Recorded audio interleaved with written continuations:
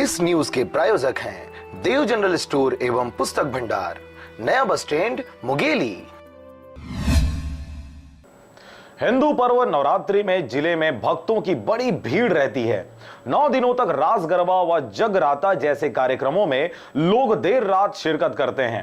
इस दौरान असामाजिक तत्व भी भारी मात्रा में मौजूद रहते हैं व उत्पात मचाते हैं। मुंगेली में इस वर्ष 3 जगहों में रास गरबा का आयोजन किया जाएगा, जिसको देखते हुए मुंगेली एसपी पारुल माथुर द्वारा खासकर महिलाओं की सुरक्षा के मद्देनजर कड़े इंतजाम किए गए हैं।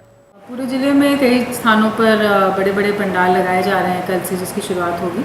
और साथ ही साथ मुंगेली में 3 स्थानों पर गरबा रास भी आयोजित किया जा रहा है। तो इन सभी चीज़ों को ध्यान में रखते हुए हमारे पास जो उपलब्ध बल है उसके हिसाब से पेट्रोलिंग और स्थायी पिकेट भी लगाए जा रहे हैं। और बाहर से भी 50 जवानों की बल की मांग की गई है।